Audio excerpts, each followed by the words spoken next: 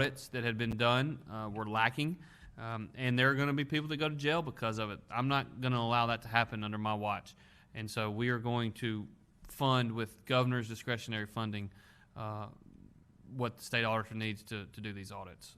But yeah, I will support monies that they need. I'll also tell you, I don't want to say I told you so, but we talked a lot about the revenue estimate and the way in which they went about doing it with the previous revenue commissioner and the previous state economist doing it without a revenue estimating committee meeting. The estimate, at least in July and August, was way lower than what the actual revenues were that came in. That's positive, and so there's potential revenues to be dealt with there. And all that's because our economy's coming back much stronger than certainly they thought. So Governor, it's for Dr. Dobbs. I appreciate the death certificate explanation. I think that what was shared this weekend best could be described as a misinterpretation of the CDC's information provided that said only 6% died from COVID alone. 94% had, on average, 2.6 comorbidities in play. Can you kind of break that down a little bit for those who will see that? And we'll just, again, it was what you said with the death certificates resonated, but specifically, most people have never probably seen a death certificate, may not know the typical reporting process and the definition of comorbidity, quite frankly. Well, and it's more than comorbidities. If you look at what they said, it was at the sole cause of death.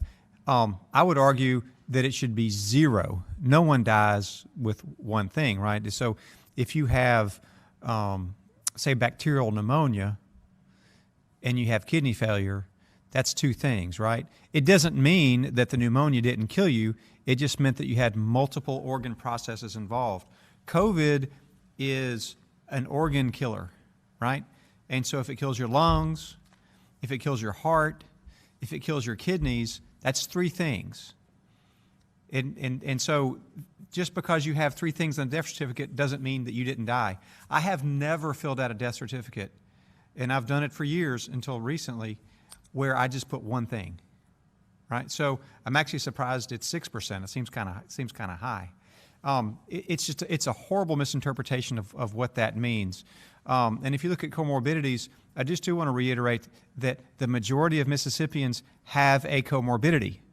700,000 people plus in Mississippi have hypertension. Okay? So does that mean they don't deserve to live because they have a comorbidity?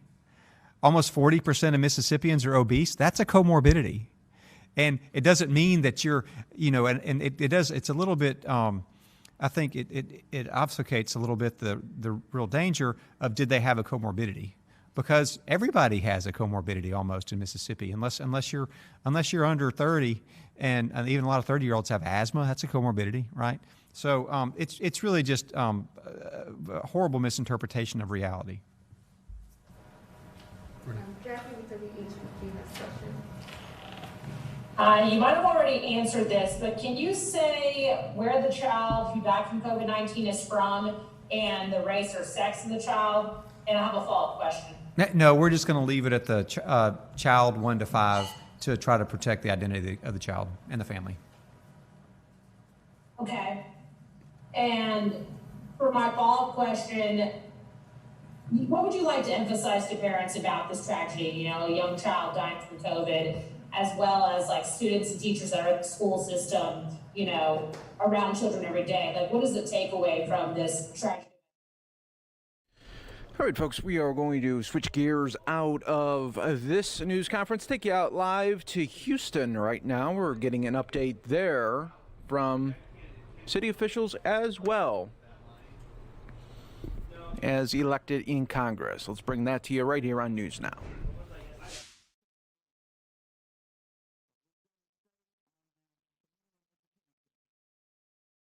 And we have determined that there is a major difference between the funding that has been given through the Paycheck Protection Program to private schools versus public schools. We've got to undo that imbalance. as I understand it, I'm trying to provide you as quickly as possible. These schools serve 10% of students. We appreciate what they do. I don't think anyone here wants to in any way undermine what they do. But I understand they were able to get $4.5 billion through the Paycheck Protection Program. This is more than a third of the total amount of emergency K-12 funding in the CARES Act. Now that will be our task. As many of you know, we've set up a watchdog committee so that we can make sure that funding goes in the right direction. I only say that to say that the administration has to know that public schools are the rock of this nation. If a public school can't get laptops, we need to get them for them.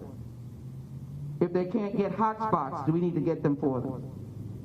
If they want to have testing, we need to have them. My call to action is that we need to step in where there is no further opportunity. If they need school nurses or medical protocol, we need to step in.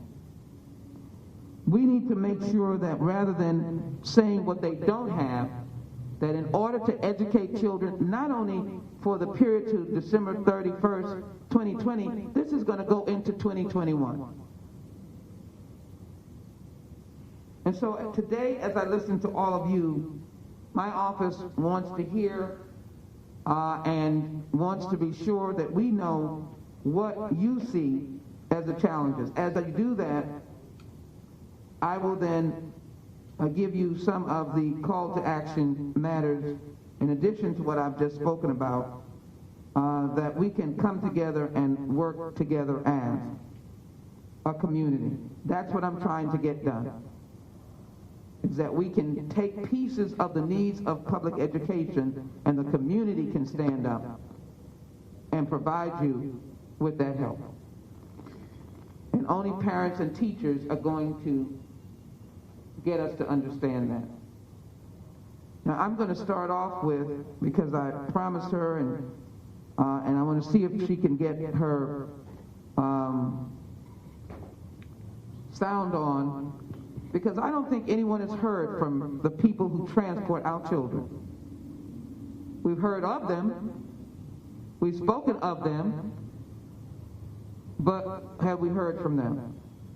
And let me just say this.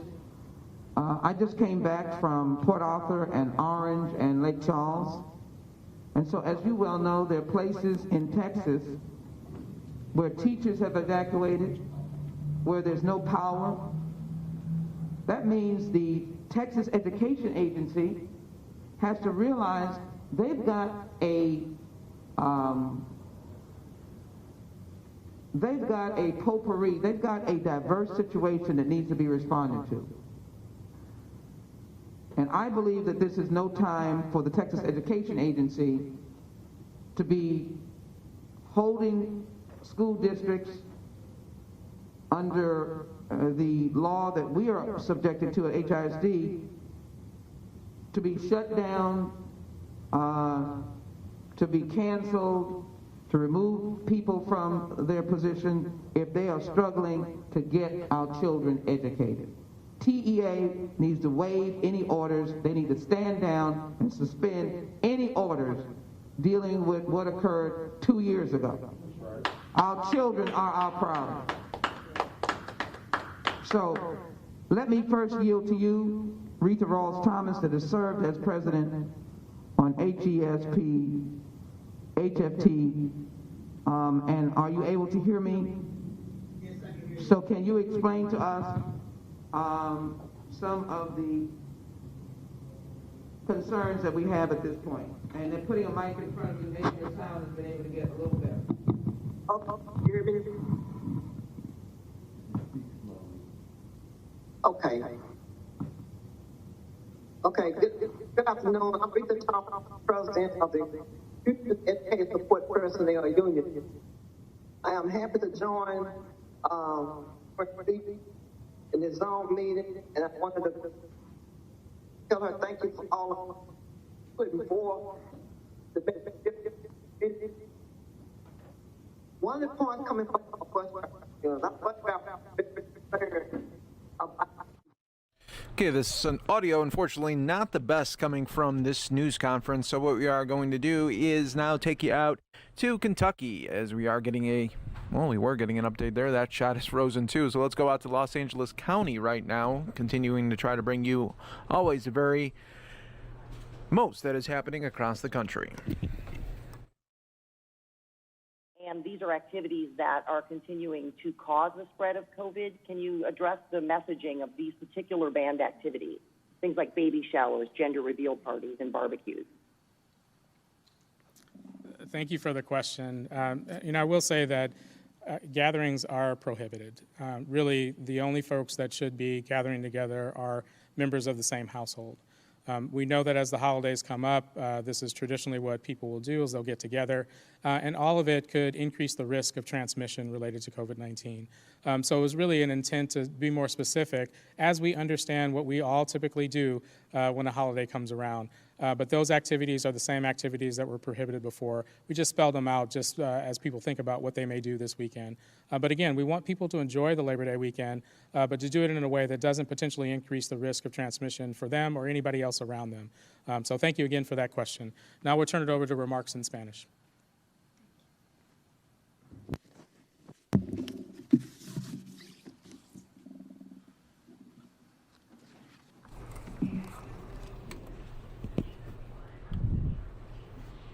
All right, folks, now we will go back out to Houston right now, getting an update here. Okay. Yes, sir. Pool question from KHOU, and it's for Dr. Pearce. Sure.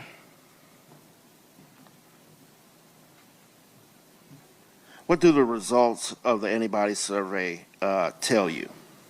So it'll give us an idea as to, because it's a sample, so we'll then have to extrapolate, give us an idea about how many people across the city we believe were previously infected. And because we're doing it across the city, we'll get an idea as to where, looking for neighborhoods where there may have been some more. So today, we estimate that. We've shown maps and we've shown the graphs, but that's based on people voluntarily going and testing. And so there's a bias there, right? So the bias is who decides to go and get tested. This way, we're going to be pre-selecting residences across the city, so it will eliminate that unintended bias that occurs with just looking at the people who get tested. So it may give us a clearer view as to where the virus has been. How does the test, if at all, change the way the city approach fighting the virus? Well, so one of the things that we've been doing, as you've been seeing, is as we find neighborhoods where we think that the virus is particularly active, we've been sending teams in. We've had teams going door to door in some of the neighborhoods to try and educate folks and encourage them to get tested and so on and so forth. So this may give us a different view of things where neighborhoods may have been more severely impacted than we previously recognized, and so we'll redirect our efforts there. The other thing that I wanted to point out when we talk about antibody testing is that sometimes people get confused that if they have antibodies, so I want to remind folks that if you get tested for antibodies, that does not mean that you have any immunity necessarily. It is part of your immune system, but we're still learning about this virus. And one of the things that we'll be learning with this, again, with the secondary testing in January, when asking people if they'll get tested again, we will get some indications how long. So if you tested positive for antibodies here in September, and we test you again in January, and you no longer have antibodies, then that would, we're already seeing that. But the question is, we don't know, is that 20% of the population? Is that 50% of the population? Is that 70% of the population that loses their antibodies within just a couple months? Because a lot of folks think that, I've got antibodies, I'm immune. Well, A, that's not necessarily true. And number two is, even if it is, we don't know how long it lasts just yet. One more question. Are you recommending that people get tested for the antibodies in addition to diagnostic tests? So good question. So these are two different tests that test for two completely different things. So we're really encouraging people to go and get tested today with the tests that look for that's predominantly the PCR test, and that's mostly either the nasal swab or at Minute Maid Park, the oral swab. Those tests to see if you have the infection today, and that's important because if you test positive, you now know that you may be, even without symptoms, you may be spreading the virus. So that empowers you to protect your family members and coworkers and neighbors by taking the right steps. If you wait and get the antibody test, you now find out that, 2 weeks ago when I had that fever, I guess I was spreading the virus. It's way too late by then. So two different tests looking at two completely different things that then give us two different, you can make two completely different actions based on that information. Thank you. Next question is for the mayor. Mayor, what is your message to renters in Houston following the CDC's eviction moratorium? What I would, 1 second. Deborah, you getting ready to leave?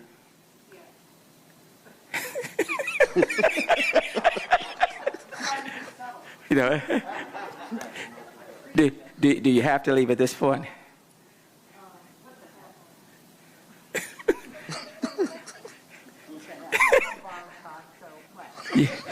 Yes, please have a seat, Deborah.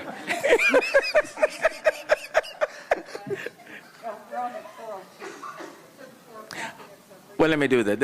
And I'm gonna come back to that question. Okay.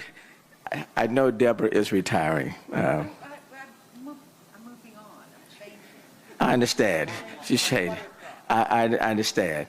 But it says this may be the last press conference, certainly in this format, between now and Friday. I did want to take this opportunity to just thank you and acknowledge you for your reporting, your service, your commitment, not just to the station, KTRK Channel 13, but for the city of Houston. After 42 years of reporting and retiring after 42 years of service, that's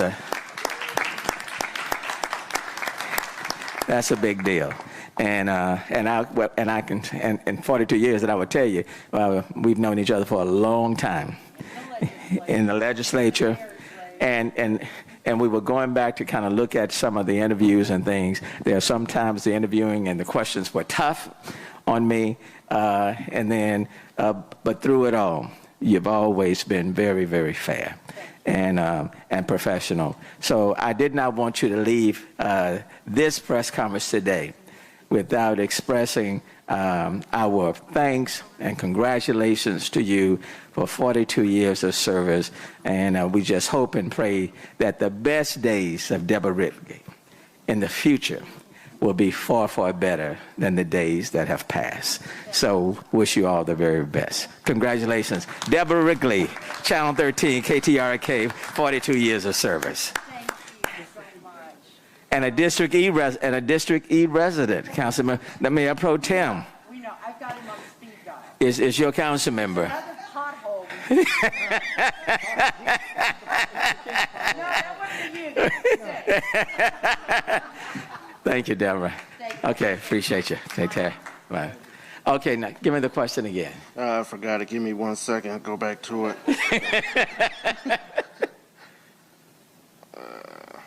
I think it was about the renters. Yeah, yes. It was about the renters. Yeah. Yes. What's your message to renters in Houston following the CDC eviction moratorium? Let me just say, with respect to the CDC moratorium, which says that you cannot be evicted if you fall into certain categories, if you qualify through the rest of this year. It doesn't say anything, but they make very, very clear that your financial obligation is not being waived. At some point, it's going to have to be paid. When you compare what's available to you right here in the city of Houston and Harris County, you're talking about an opportunity to get 2 to 3 months of your rent paid, so that your financial obligation is not widened, deepened. So I certainly will encourage people in Houston, Harris County to apply for the $60 million that are available between City of Houston and Harris County, knowing that if you do qualify for the CDC rent moratorium, at least you won't have to face evictions until that point in time, but it does not wipe away your financial obligation. Let me just also say to individuals, to the extent you can pay your rent, please pay your rent.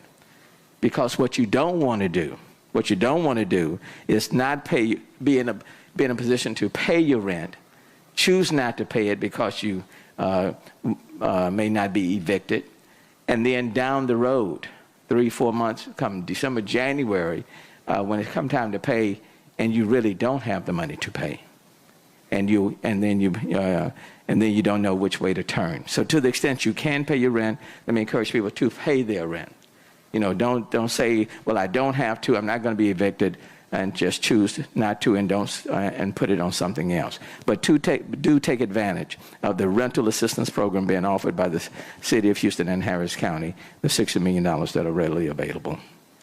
Should there be a ban on temporary evictions? Well, the CDC has made its decision. My preference is to provide people with cash assistance such that their financial obligation is not worsened. Okay. 1 second. No. Why don't I go to Dylan and come back to you? Okay. Mayor, I've got some questions about hurricanes, if that's all right. Oh, it's always timely. I know obviously the near miss with Laura kind of renewed urgency here about the need to prepare. Yes. Named Mayor Pro Tem the surge protection czar, I guess, for the city going forward.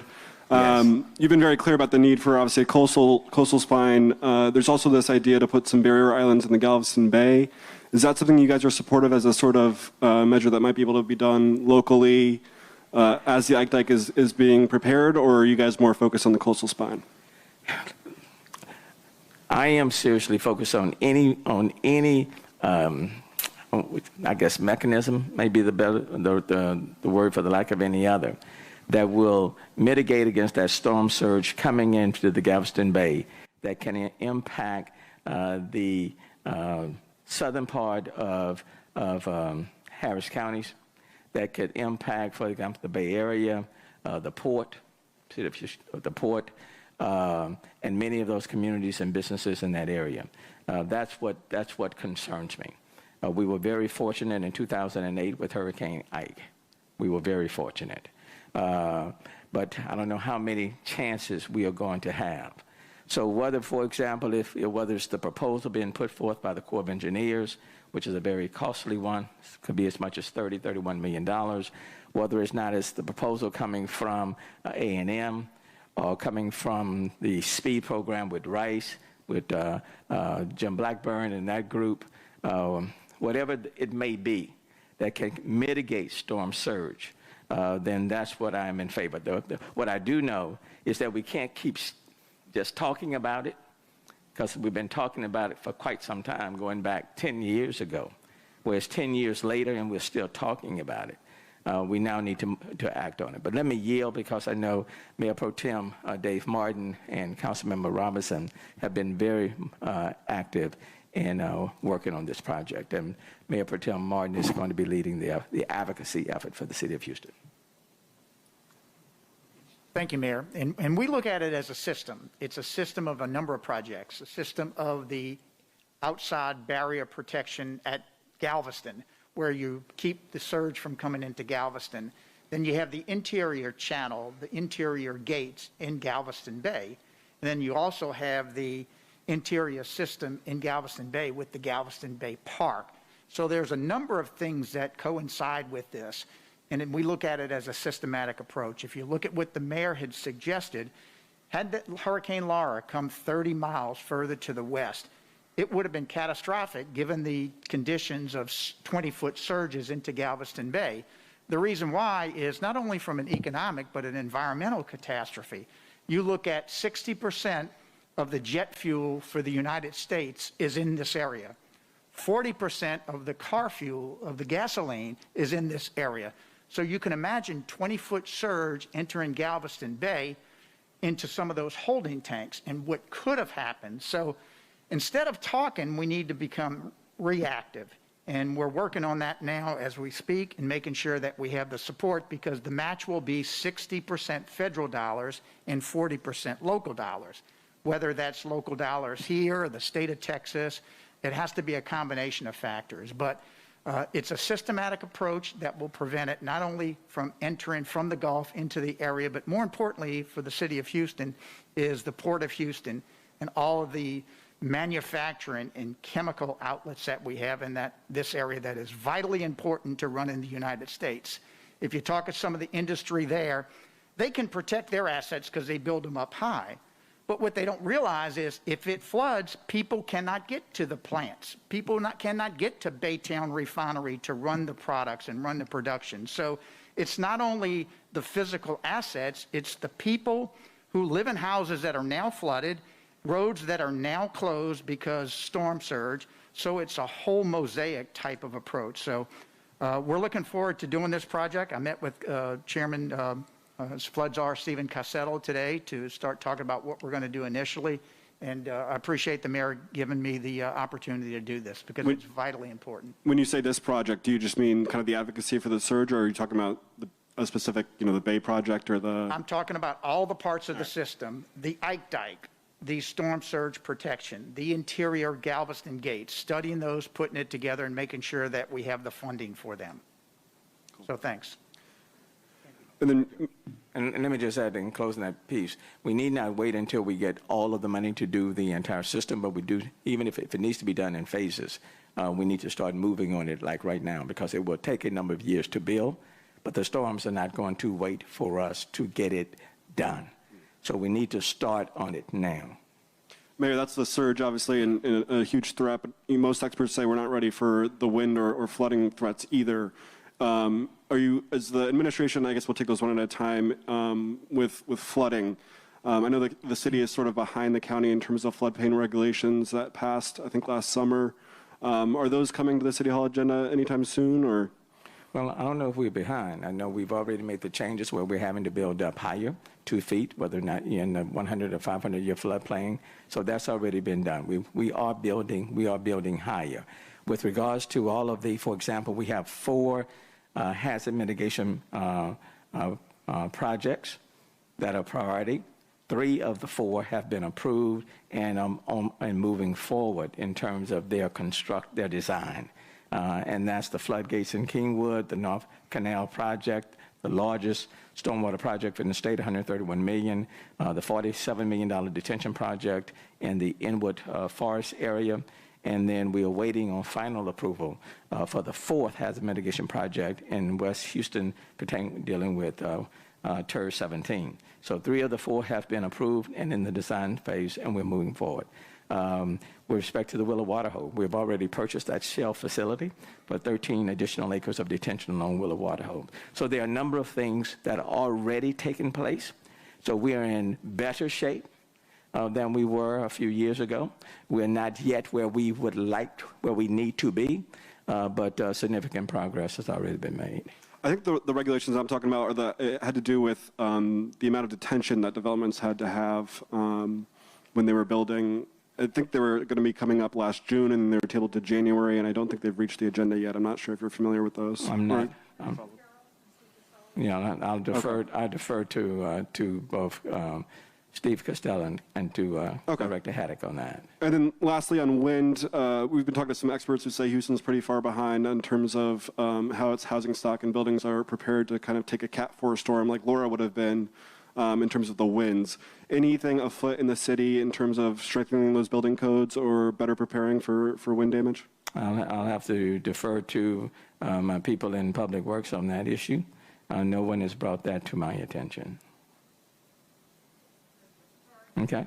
Is there a number for symptomatic, asymptomatic cases, positive cases in Houston? Is there a number for asymptomatic cases? Or symptomatic / asymptomatic positive cases?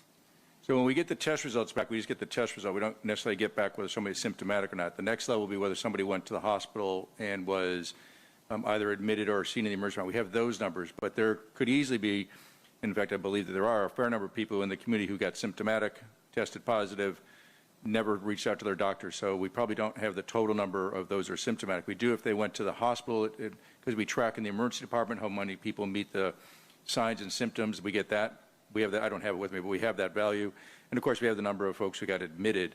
But if somebody was symptomatic and didn't reach out to a healthcare professional, we wouldn't have that counted. So no. Okay. Is there official count to date tracking the infections in healthcare workers treating COVID-19 patients in the Houston area? So that's done. So that's part of the private industry of healthcare. So that's done within, for example, the Memorial Hermann system, the Methodist system. They have those numbers. We get those numbers in terms of just people who tested positive.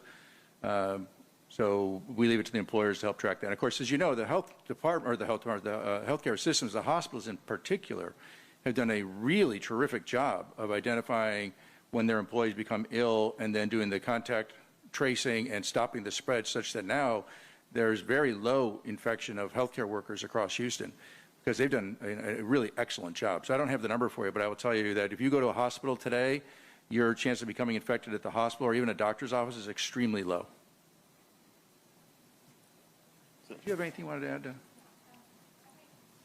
I would add to that previous question that of the level of, or the number of people that are symptomatic and asymptomatic, that's what the antibody study should help us understand, because it's cumulative incidence that the study should be able to reveal based on this random sampling across the city. And so the objective of that study is specifically to look at the prevalence or that cumulative incidence of the virus that Houstonians have seen.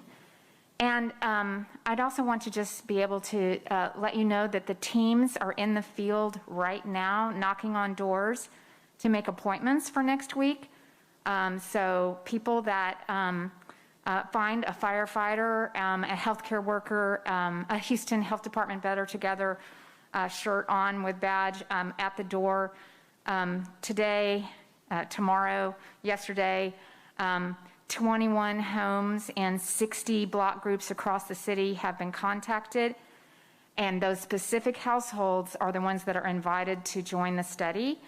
And I think it's really important because it's part of the Better Together campaign. We're asking, we randomly selected you, and we really hope you open that door and participate. It's voluntary, but what it does is it provides us information for the whole city. So it's really something that that individual can do to support understanding the virus for all of us.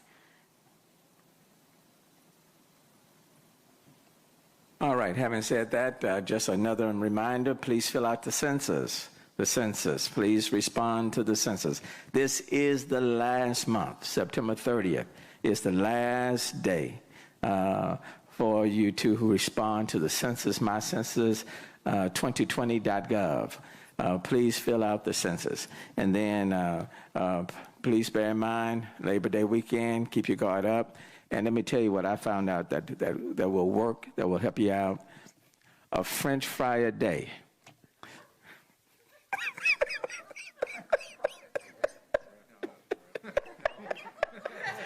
Did that work? All right. Well, I got to tell you, so the first all right, I think we're done. I'm sorry, I couldn't let that go. A donut a day. Carrot, maybe carrot, and apple, peach. That's right.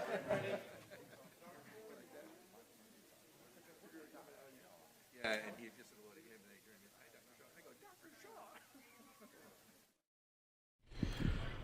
All right, folks, so that was the update there in Houston. We're taking a live look right now at Daytona Beach right here, and we're going to go actually to a news conference from the governor that wrapped up just a little bit ago. Governor Ron DeSantis talking about bringing back tourism to Daytona Beach.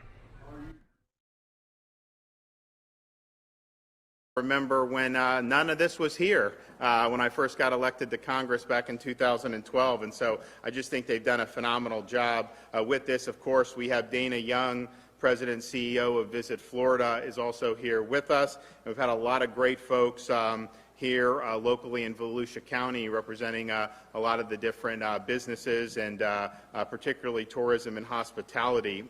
We're here today because we are launching the first Visit Florida campaign to begin reviving Florida's tourism industry again. And Dana Young will give you more detail about how the campaign will look and what type of ads we'll be running.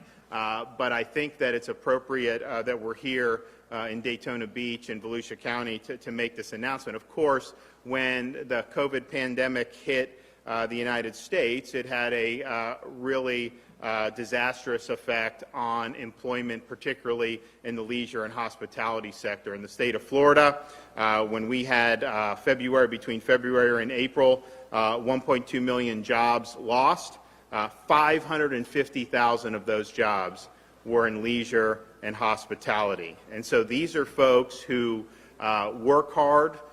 Many of the folks, the rank and file, are making, these are blue-collar folks, many of them. You're talking about waiters, you're talking about hotel clerks, you're talking about folks who clean the facilities, groundskeepers, cooks, event planners, tour guides, you name it.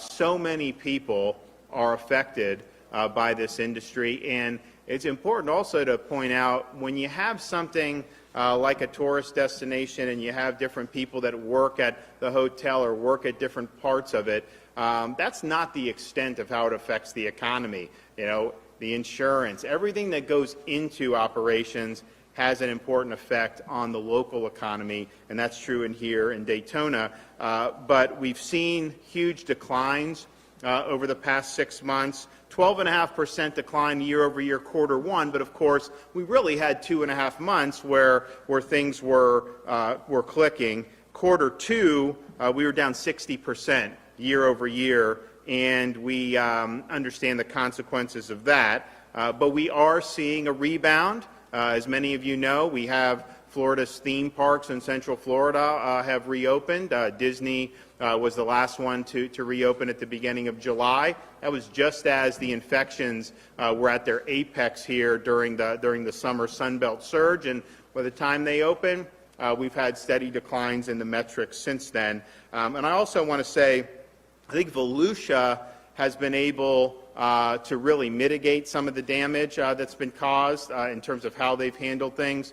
One of the things that I looked at very early in March, when there was a lot of hysteria in the air, is whether you shut every beach in Florida. And people said you had to do that. That's just so important. I did not do that. I was criticized for it, of course, but it was the right decision. And you look at what happened with Volusia. Some of the local governments throughout Florida, they bowed just because of the pressure and all the negative coverage they were getting. But it was not an evidence-based decision to do that. I think Volusia made an evidence-based decision to maintain access for their residents, which I think was helpful, but then also to be able to have folks be here and enjoy this. And so their leisure and hospitality employment is down year over year, but it's about 11.4%. That is not as much as it's down in some other parts of the state. And so I think they did it in an evidence-based way. And I think what we can say is, having people have access to your beach has not been a contributor to any type of community outbreak. And we've seen that up and down the state of Florida, and that's just because when you're outdoors in sunshine, heat, and humidity, that's a less receptive environment for transmission of this and pretty much any respiratory virus. And so they were able to do that, and now you see, they had an event here, I think it's the biggest sporting event that's happened at the Speedway since the pandemic. I mean, they had tens of thousands of people here. In this area, as well as Brevard, which also has made similar decisions, they've been able to weather, the COVID, I think, in a very professional manner. So I want to say the hats off to them. But our theme parks as well have just not been the source of major outbreaks. And I think part of it is people understand what you got to do. When you have people at a theme park, if you have people here at a hotel, people are taking precautions, and that's really important, and I think that's been a success story. So this area has mitigated some of the damage on the tourism front. I think you've seen some really positive goings with things like construction and home building. This is a great part of the state for that. I know a lot of people want to come here. And so we really believe that this campaign will help reinvigorate those jobs and contribute to these communities even more. And so why do it now? Well, I think that we showed that we were able to weather, the same basic summer epidemic that our neighbors throughout the Sun Belt had to weather. We all had similar experiences, I think, similar timelines. Some started a little bit before us, some started a little after, but I think that we proved really across the region that we were going to be able to have the capacity to deal with that surge in terms of hospital resources, and then we would continue, of course, our focus on protecting those who are the most vulnerable, particularly those in long-term care facilities. And so now we're in a situation where we've had declines really for almost 2 straight months in things like hospitalizations. Well, that's probably about a 6-week decline in hospitalizations, but we declined now in hospitalized COVID patients by over 60% since the 3rd week of July. We're down 55% in terms of COVID-positive patients that are hospitalized in the ICU, and the number of individuals who go to the emergency department with COVID-like illnesses has declined by more than 75% since the peak, the 7th of July. And so those are really strong indicators, and it's not just that it's confined to one part of the state. I mean, Miami-Dade County has seen their hospitalizations decrease by over 65% since their peak. The test positivity, which there's a whole host of problems with these tests that I can go into if you want, and so it's not a great metric. But by Miami, they were testing positive between 20 and 25% the first 2 weeks of July. Today was 5.3%, so they've had a huge reduction there. If you look at Broward County, decreased in hospitalized patients over 65% since their peak. Palm Beach, same thing. Orange, 72% decline from their peak in hospitalized patients. And so, and then obviously Volusia, they're down over 70% in terms of their hospitalized patients here. And of course, the ED visits going down across the state. So that's something that is good news. And I think that we want to continue that momentum.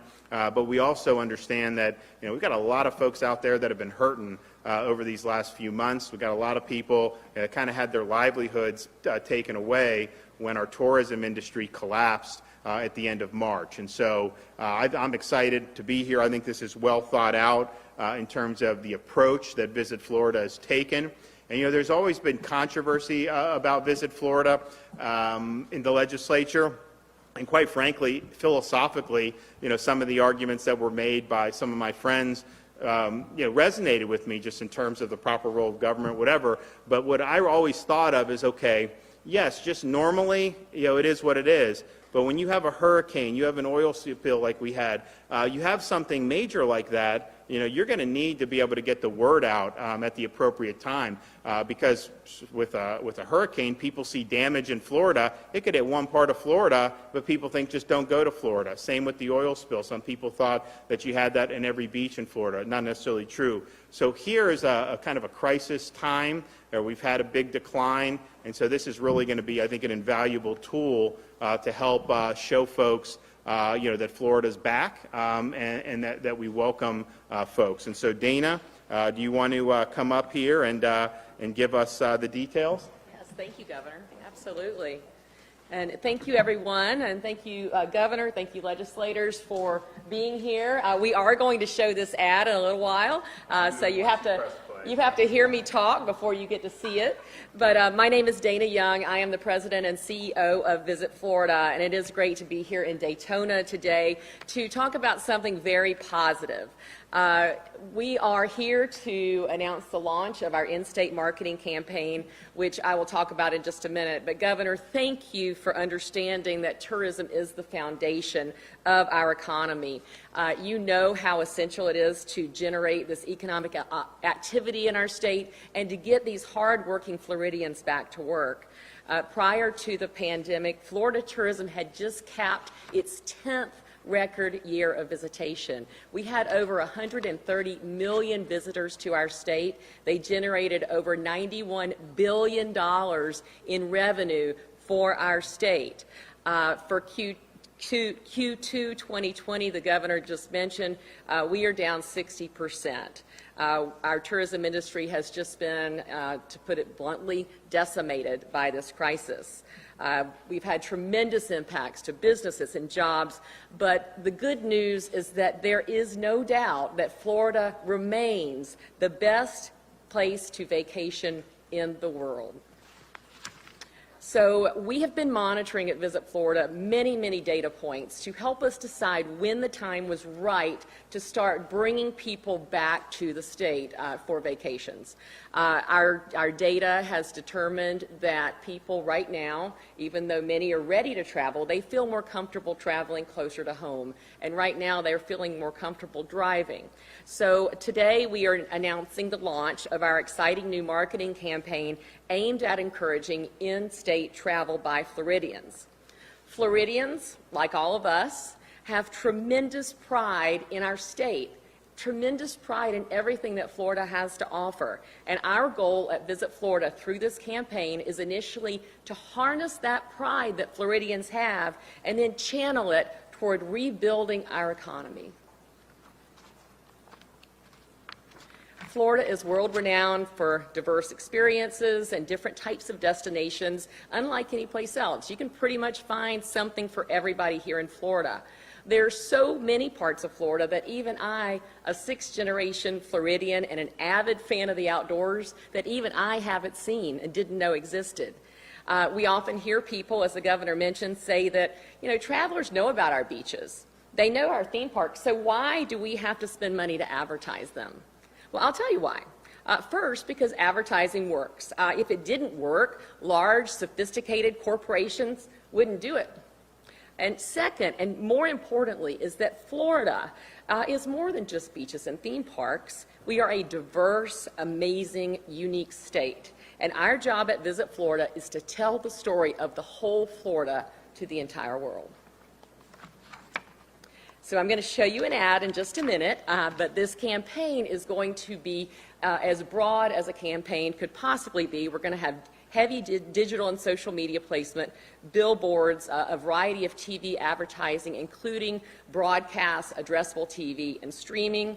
And the idea is to introduce Floridians to new horizons within their own state. So whether it's exploring our award-winning state parks, playing a round of golf at one of our world-class golf courses, which I'm sure the governor would like to be doing right now, tarpon fishing off the coast, which I would like to be doing right now, or relaxing on a pristine beach, Florida offers endless opportunities for a safe and memorable vacation.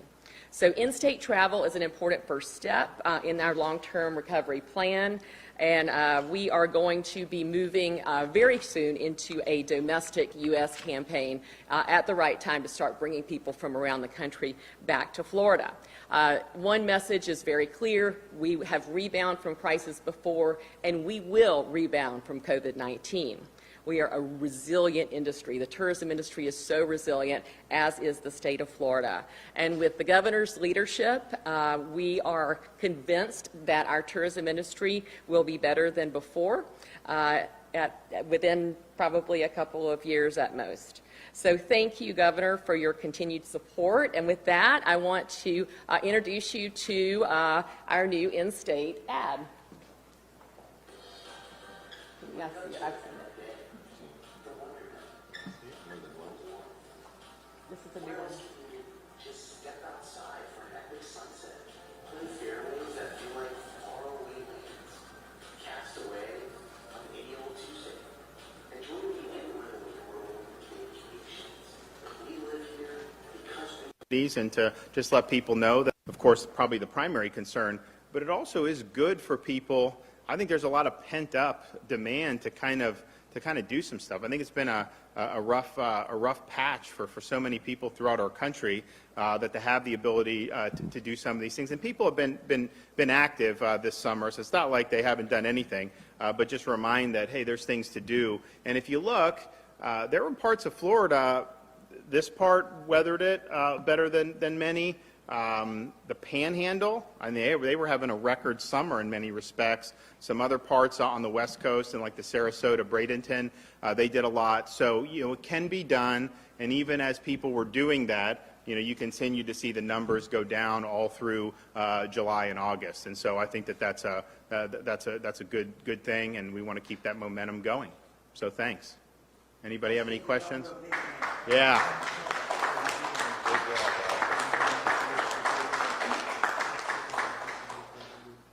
Question? Yes.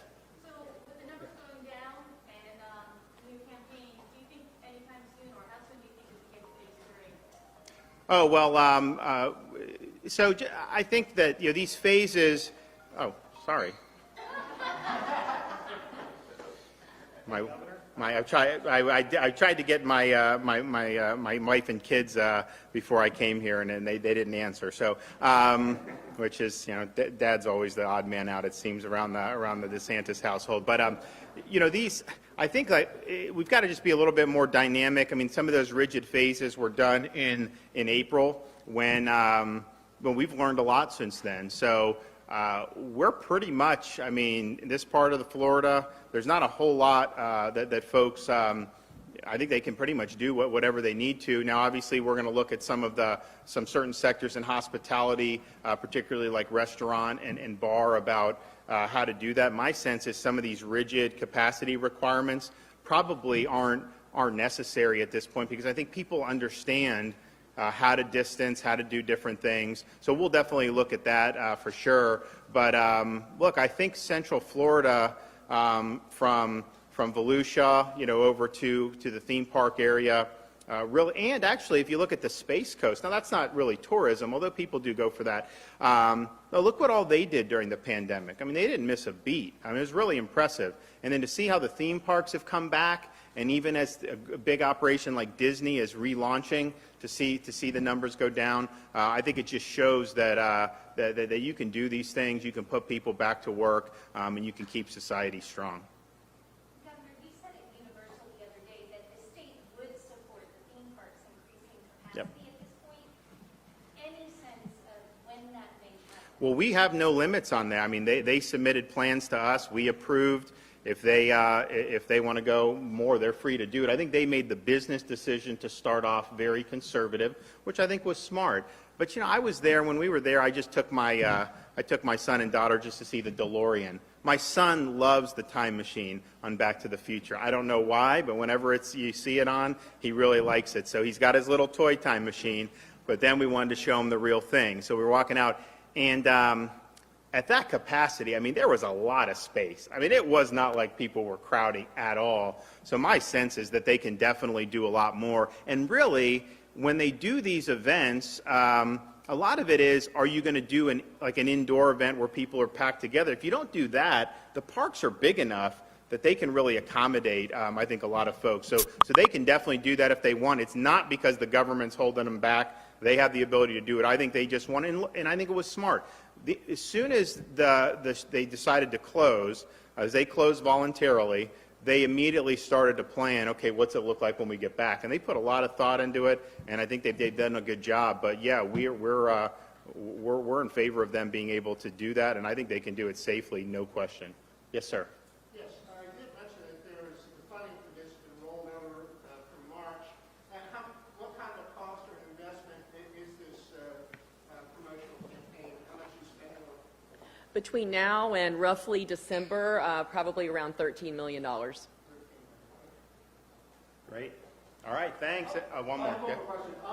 I guess there's reports of a memo that came out, I guess, from the CDC about vaccination distribution centers. Do you know anything about that or anything? I don't, but the only thing I've said on vaccines, well, two things I've said on vaccines is, one, I'm glad that everyone's trying to get one. I hope we get one, but it's like the flu vaccine is 50% effective. Actually, the fatality rate of people who got the flu shot in the senior population is significant relative to the rest of the population. So just people should have tempered expectations on that, because I wouldn't want people to think that, 2 more months, everyone is going to be gone. Maybe it will be, but that's typically something that, you got to plan for all these contingencies. The second thing I've said is, if there is a safe and effective vaccine, I think that the most vulnerable population should have priority. It should be the people who are 65 and older. It should be people that have serious comorbidities. And they should have the priority. And so I don't know how many that would end up being produced. I know they basically paid all these companies already so that they could just go ahead and roll with it as the trials are going. But I would really want the senior citizens and anyone with any type of underlying, particularly compromised immune systems, any type of lung damage, some of the folks who may have real severe diabetes. I mean, some of the things like diabetes and obesity, I think what they found is when it's really just uncontrolled in some of the younger folks under 50, that's when you really get into trouble. So I think it should be the at-risk population that has first dibs, but I would hope that the federal government would kind of take the lead on that. I mean, to throw it out to all the states and then have us have to do it when it's their vaccine that they're producing. Hopefully they have a plan to do it, and we'll really focus on those vulnerable among us. So, all right, thanks everybody. We'll see ya.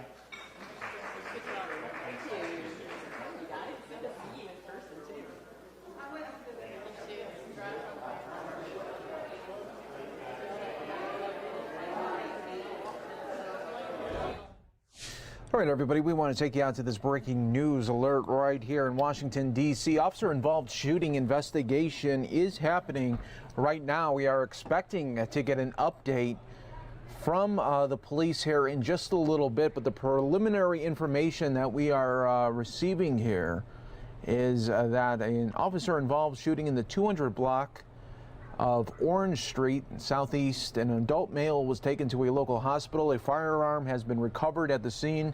Chief Newsham will provide an update in just a little bit. We're also getting another update here. Officer Hickman said that the call came in at about 3:51 local time for an adult male shot on the 200 block of Orange Street, Southeast. He is unconscious and not breathing. Chief Newsham is on his way to the scene. Unknown if an officer shot the man, but what we'll do is we'll do a shooting investigation here happening right now. You're watching live here and worldwide on News Now from Fox.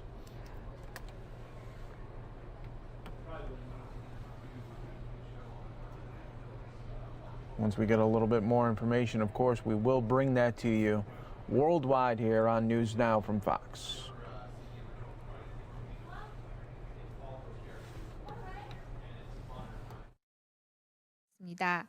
이 수치가 매우 높지는.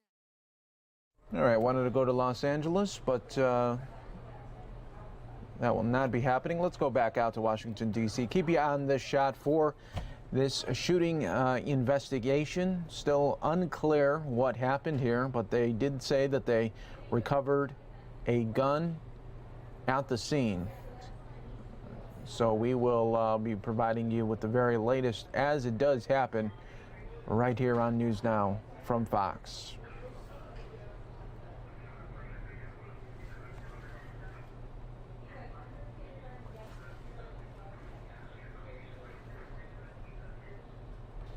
As you can see here, we got the police tape up. We do have several crews there on the scene. Okay, looks like this is what we do here, folks. We bring it to you raw, just like it is happening here. And you can see we do have the police chief there, and looks like he's just talking to the other officers, trying to get an idea of what happened.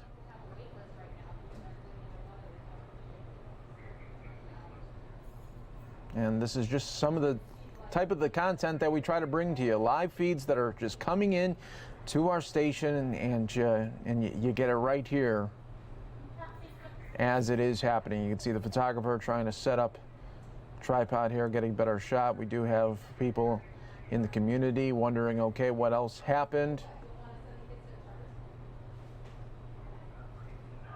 We're bringing this to you live here on News Now. And we should also point out that you can always get News Now on newsnowfox.com. That way, you can always be on the alert. You can get it on your TV. You can get it on your mobile device and other ways as well. It all tells you it's a one-stop shop there, and you can see what it is. You can see we're going to have an update here in just moments in Washington, D.C. You can see we probably have a public information officer there as well.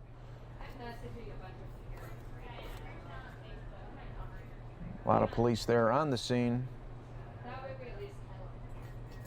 during this moment.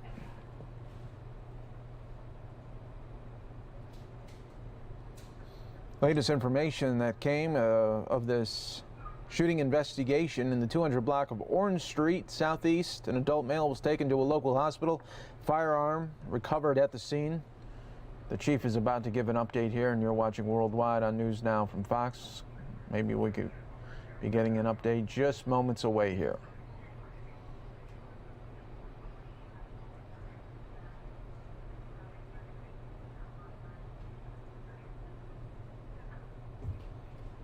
What you're seeing is you got several agencies there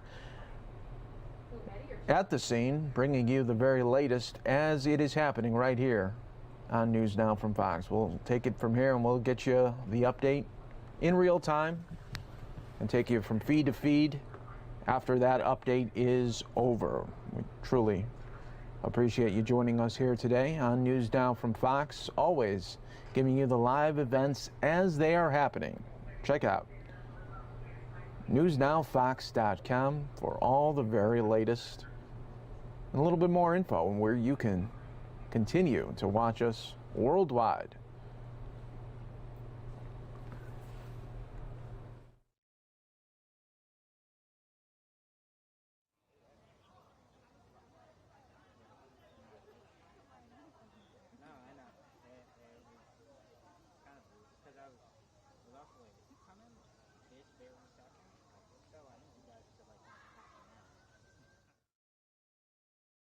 During these times, this update will be brief whenever we do get it.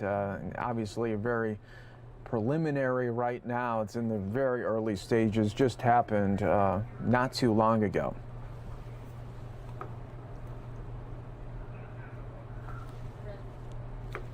So we will try to get the latest information here for you in just a little bit on News Now from Fox. Everyone, Pilar Arias is going to be with you for the remainder of the evening. I'm your host, Mike Page. Thank you so much for joining today, and you'll be in good hands as we continue to bring you live events from across the country.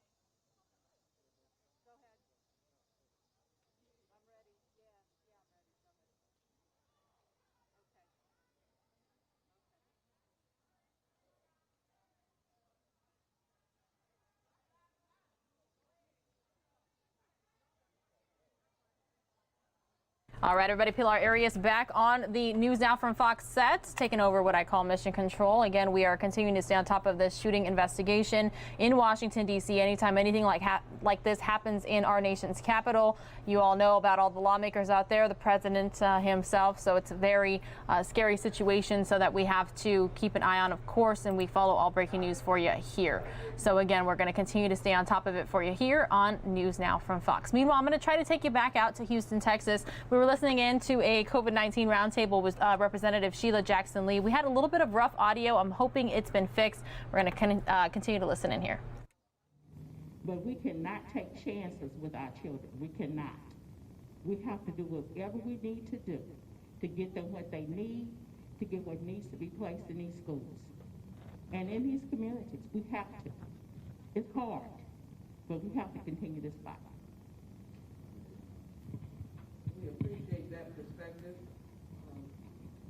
Let me say that for a long time we have tried to ensure, in my work since I went to the United States Congress, that mental health is no longer stigmatized. We worked very hard when we wrote the Affordable Care Act. We try to do this publicly. Let's say, for example, a teacher is under stress and needed mental health. No stigmatizing or distinguishing of their work, their promotion, their salary, their position should occur. There is no doubt that as we continue, who knows how many people are going to need some access to mental health counseling. With no $3 trillion, no money, we cannot allow creative usage or thinking of our school districts to help their families, to help children. I will say to you as I make my closing, I am frightened to help bus drivers, support workers, people who are under stress as to how they're going to be a school maintenance person, which may have to come to work anyhow, and take care of their children. We should not have these people have to go it alone. So when I conclude, I'm going to be announcing a demand and an effort to make sure we establish access to mental health, and that anyone who takes advantage of it has no stigma, no retaliation, no recrimination, no discrimination. Who can muster strength to do all of this along with their faith is very important. But if I may utilize the term, God helps those who help themselves. And so I've asked Dr. Beal, who I've watched over the years deal with children, to give her concern as to what she thinks parents and teachers will be facing, maybe what she's seen generically without names, and what she knows, and how part of this HEROES Act could be used by our school districts. Because right now they're taking it out of a pocketbook that they do not have. They did not have $39 million to buy laptops. That was not budgeted for. They may not have monies for extra buses, or maybe plexiglass. That's why we have a call to action, Ms. Thomas, because we consider your people as important as anyone else. Dr. Beal will give us a brief moment on the mental health challenges.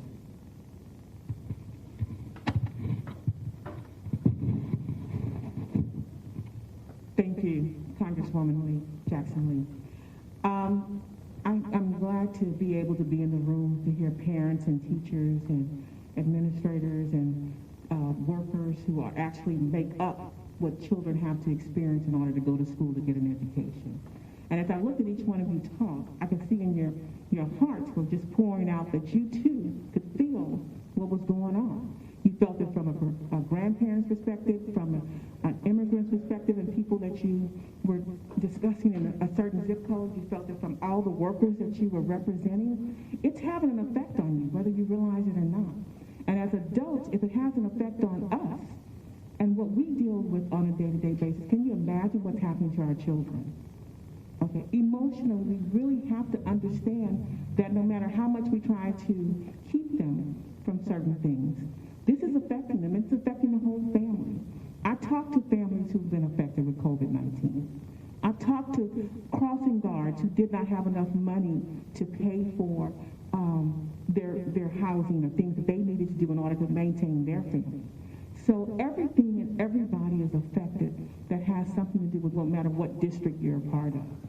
So I commend the Congresswoman because she has been as much as a fighter for mental health as I have throughout all these years, because the stigma has been in all of our communities. All right, everybody, we're going to be shifting gears. They're trying their best there to have audio in Houston, Texas. You can see the microphone there during this COVID-19 roundtable, but it's got a bit of an echo, so I'm going to move on to some other news of the day here on News Now. Again, my name is Pilar Arias. Everybody, thank you so much for being here. I'm going to take you out to the state of California here in just moments. California Governor Gavin Newsom providing an update to the citizens out there. A lot of people wondering, hey, when will things be able to reopen? And now we're hearing that Los Angeles County and other areas are getting the green light for at least some businesses to reopen. And it appears it's almost a daily question to California Governor Gavin Newsom. When can Disneyland reopen? When can the parks reopen? It's not just Disneyland out there. They've got Six Flags. They've got Knott's Berry Farm. They've got a lot of amusement parks out in California. And people are wondering, they see, hey, Florida's got all their parks open. Why can't we reopen? So I want to get the latest from California Governor Gavin Newsom right now on News Now from Fox. Good afternoon. So I was having a casual conversation with a friend of mine last night talking about some of the work we're doing on rental protection here in the state of California. I started talking about what BCSH would be doing, how that related to the CDC's new guidelines a week after Fannie and Freddie and the folks at HUD had put out some new guidelines. And I realized quickly that I was not only confusing him, I was confusing myself. This whole area of rental protections, the issues of evictions, can make your head spin, particularly if you're just someone that simply wants to know what the heck is going on and how can I avoid being evicted from my home because of the impact that COVID-19 has had on my job, on my capacity to actually make ends meet. And so in an effort to try to make sense of all of that, I'm going to try to make sense of what the state of California is doing in relationship to what Housing and Urban Development has done, in relationship to what the CDC has done with regard to some national guidelines on evictions and foreclosures, but really lay out the strategy for this state pursuant to a bill I signed close to midnight 48 hours ago that we believe will protect millions and millions of renters here in the state of California. We actually have a website as well that we hope can clarify and allow for the ability for you and your family to try to navigate some of the most frequently asked questions and access resources so that you can get a real concrete response during this very anxious time. But I want to lead with this. California is very proud of its leadership, leading the nation in renter protection. You may recall last year, a bill 1482, we set forth the strongest eviction protections in the United States of America. Statewide rent cap was put into place. We were able to work with the legislature, work with some settlement dollars that came from an old mortgage settlement that the state had to loosen up the availability of $351 million for counseling services, direct grants, aid to tenants as well as homeowners, which is an important part of this conversation. Clearly, COVID has had a profound impact. And despite having some of the strongest renter protections in the nation, that has not ameliorated the stress, the anxiety that millions and millions of renters and homeowners are facing, struggling clearly with this pandemic. And so we've been working very closely with the legislature over the course of the last number of months. We had put together a number of stopgap efforts around executive orders, and what we refer to in the state as the Judicial Council did the same, but those all expired. And so we needed to work in a more inspired way to come together as legislature, the governor, with advocates representing every perspective of this debate. And we moved forward with new legislation that fundamentally addresses what you see on this page, and that is the impact this virus has had on millions of you. 5.4 million renters at risk now of being, losing their homes. Small property owners being foreclosed on because they can't make mortgage payments because renters can't make the monthly payments. And you can see just from this chart, the impact is disproportionate on our diverse communities, the African-American, Latino community in particular in the state of California, vulnerable, millions vulnerable to being evicted, thrown out onto the streets. The Turner Institute came up with a survey that estimated just in the state of California that renters, specifically as a class in this state, have experienced anywhere from a 50 to 66% drop in their income since this pandemic. Since this pandemic. And that is profound and clearly impactful. And so this legislation was foundational in terms of trying to stabilize for the moment that reality for millions and millions of Californians. What we have is new eviction protections where individual tenant fills out a declaration, hardship declaration related to the impact of COVID-19 specifically on their ability to make monthly rental payments. We've extended our protections through February 1st of next year. So no evictions for rent non-payment related to COVID-19 through February 2021. There are provisions in the bill, provisions that we've advanced, where people that can, we would like to see them make partial rent payments over the next number of months, roughly 25% at least, and that's a minimum, rental payments to help support this collective effort. Again, we're not only supporting renters, we want to be very sensitive to the needs, particularly of small property owners. People with just a few units, people that literally maybe inherited property or saved money, put everything on the line to buy a few rental units, and they have a mortgage that they took out, and they rely on you as a tenant to make those payments in order to make their payments. And so all of this had to be considered, and all of this was as it relates to new foreclosure protections that we put into this bill to expand a homeowner bill of rights for units 1 to 4 units, as well as to expand borrower rights as it relates to forbearance. This long way of saying this is all in relationship to how the banks interact with small property owners and putting some light, putting some protections in place in that area as well. An effort, as I said, to make some understanding of all of this, the state of California has put together a new website. And I'm going to ask in a moment that the head of BSCH, which is our Business Consumer Services Housing, basically our housing agency for the purposes of this presentation, Lourdes will come up and she will talk about her work in putting together this site, housingiskey.com. Housingiskey.com. That's the new site. If you can't write that down or don't remember it, but you remember the COVID-19.ca.gov website, the main website, the main platform, we have this information on that site, covid19.ca.gov. But this new Housing is Key site is a website that will provide guidance, more importantly, resources, again, not just for tenants, but landlords, homeowners, and the like. Talk about the details of our new eviction framework, what the protections are, what they're not, and try to help explain all of this in a way that not only you can understand, but your lawyer can understand as well. Toolkits, legal aid resources, as you see, and a FAQ section, frequently asked questions section.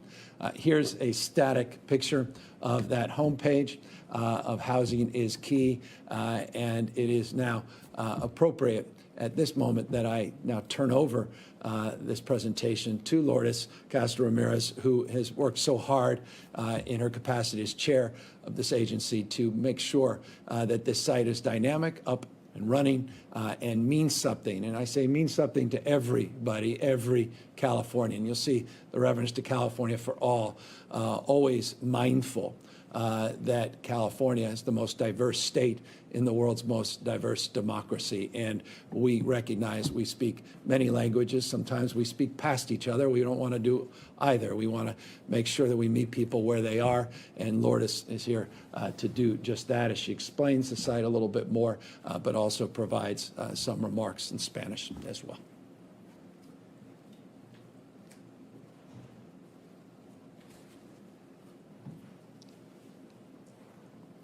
Thank you so much, Governor Newsom. Muchísimas gracias. As the governor mentioned, I'm Lourdes Castro Ramirez, and I serve as the Secretary of California's Business Consumer Services and Housing Agency. And just want to acknowledge the leadership of our governor. I definitely agree with him when he says that it's very important that we make sense of our housing system. I think we're firm believers that we need to do much more to coordinate and ensure that we have a housing system that provides housing services from homelessness to homeownership. And so as we all know, during this pandemic, many tenants have struggled to pay the rent and may be just one paycheck away from losing their apartment or the place that they call home. Thanks to the new law that has been signed by the governor just on Monday, and of course, with the leadership of the legislature, no renter can be evicted from their home if they're experiencing financial hardship due to COVID-19.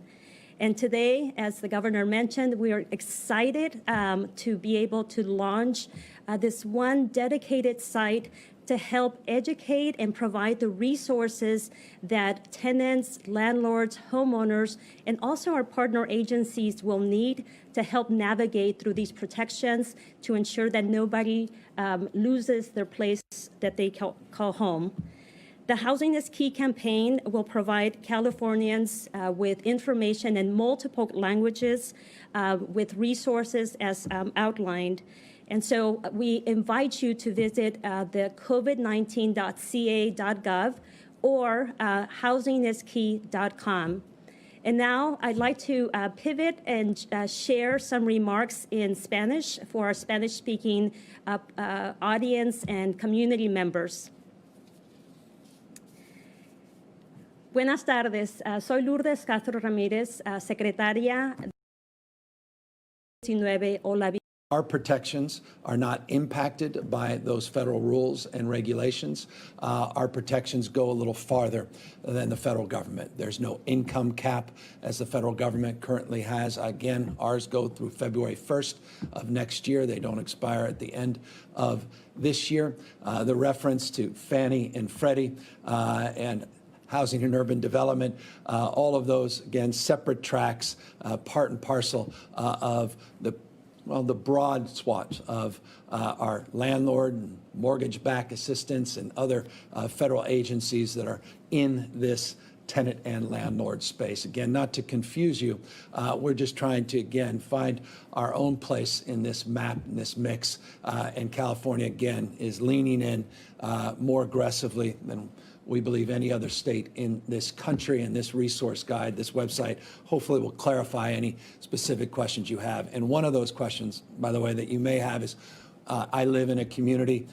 They actually go even further. All local ordinances, all local rules and regulations are not impacted by the federal guidelines that just came out, nor what the state of California is doing. So got to weave through a little bit all of this. We're hoping to make it a little bit easier on this Housing is Key website, and we encourage you to avail yourself to it. And I just want to thank all of the good work that was done by the California legislature and legislative leadership, a lot of key staff that worked very aggressively and diligently to get that bill done and to quite literally get it signed before midnight deadline, which we were able to accomplish late Monday evening. What Lourdes just referenced, though, was not just the issues of housing. She also We will return out here to California in just moments, everyone, but it appears that we are getting an update in But you are correct. We had some officers earlier today. They were in the 4500 block of South Capitol Street. A vehicle drove by the officers. Shots were fired. There was no one else in the area, and the officers potentially could have been shot at. There was no damage to MPD vehicle. There was no injury to any officers. We didn't locate at this time any bullet strikes in the area of the officers. So it's unclear whether or not they were being fired upon, but they potentially could have been. The community says that the young man was unarmed. Is that true? Right at this point, we've recovered 2 firearms from the scene. So whether or not was the young man unarmed? That will be determined later. We believe that the subject had a gun at the time. The young man was not armed. Someone fled on foot, and that's when the officer discharged his weapon. Why did he shoot? Oh, well, that remains to be seen. So we're going to have to complete our investigation before we get to the bottom of that. But if he was running away, why was he shooting? I can't. I would be speculating, and that would be improper in this circumstance to speculate as to why the officer shot. Does anybody else have any questions? What brought them to this neighborhood originally? The police officers, the uniformed police officers, had information that there were guys in the neighborhood with guns, specifically. That's what they were looking for, and evidently that's what they found. 17 years old. This is sad. 17 years old. The community, they're speaking. Does anybody? The young man was 17. Does anybody shot and killed a 17-year-old? Does anyone else have any questions? Unacceptable. All right. Thank you all. The council member is here if you want to speak to him.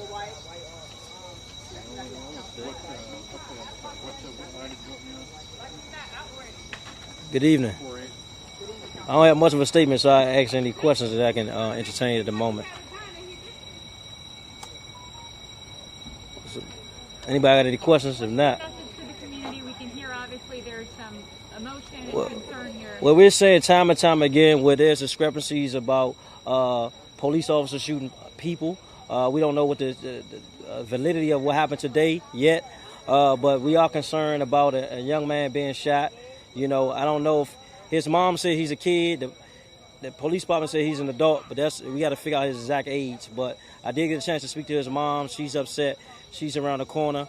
I don't think she know all of what happened yet. But we as a community and as a city official, I want to get the truth about what happened. We're going to request the body camera footage from the officers on the scene. We want to ensure that body camera footage was on prior to the shooting to figure out what the facts are. But we are concerned. Yeah. You said the family says he's a kid. Do we know anything else about the victim in this case that you've learned from the family? I know he lives about 2 blocks from here. Young African-American man. I know there were at least 2 other people arrested during this time as well. I mean, your reaction, being a member of this community, but also a leader in this community, hearing that person may be running away when he was shot at. That's the part that baffles me. If they say that somebody was running away, some people say he was shot in the front, some people say he was shot in the back. We got to figure out what the truth is and what happened with that situation. But if he was running away, shot in the back, you know, it don't sit well with me. We know that emotions were already running high in this community. Are you worried that things could, get out of hand? Absolutely. There's always been a lot of tension in Ward 8 between the police department and the Metropolitan Police and the community. And so when we figure out what the truth is, we can be able to get some justice from anybody. It don't matter with the young man, the officer. Wrong is wrong, right is right. So we got to figure out what's right and what's wrong in the situation. Thank you, Trayon, for your time. All right.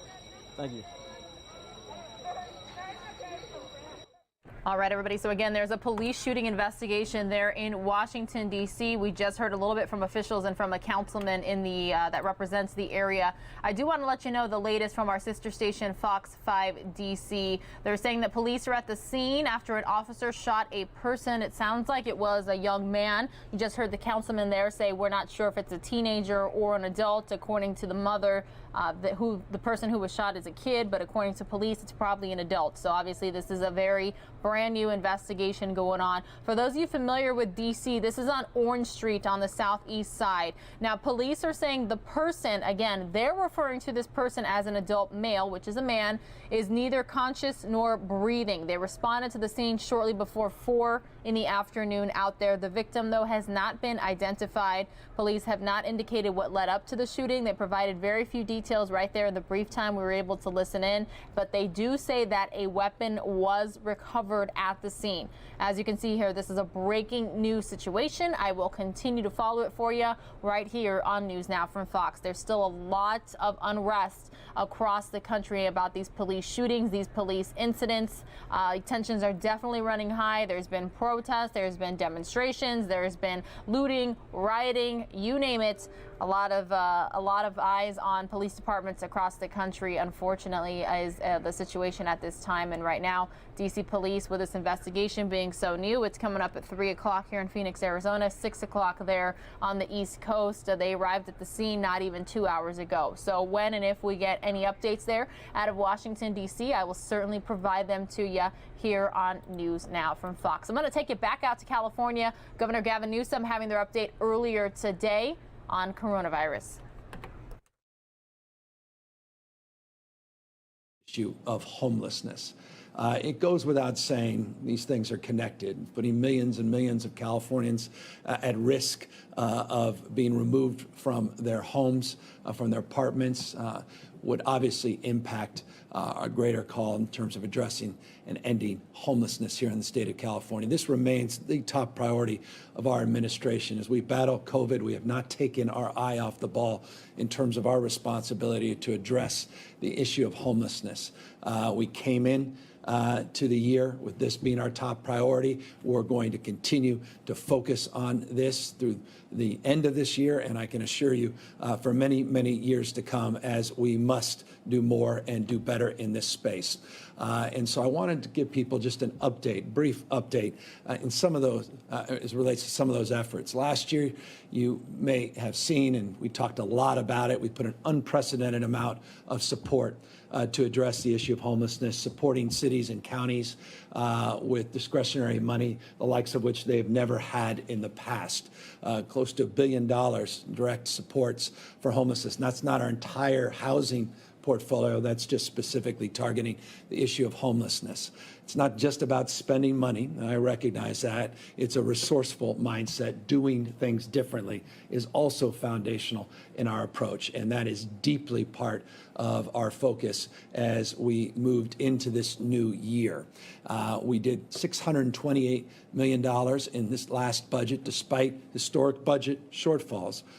We put an additional $628 million in emergency aid to help support cities and counties under the pressure of COVID-19 and the economic outcomes as a consequence.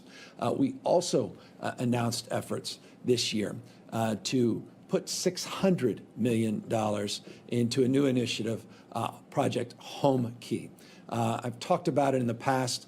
I'll talk a little bit more about it in a moment, but all total, $1.25 billion was put into this year's budget, more than last year, despite the budgetary challenges, more than last year, to focus on an emergency approach, a direct service approach, to create, as we say in psychology, a pattern interrupt to what we see out on the streets and sidewalks. And I am not naive, because I see exactly what you see. And I can assure you, we are just winding up in many of these efforts.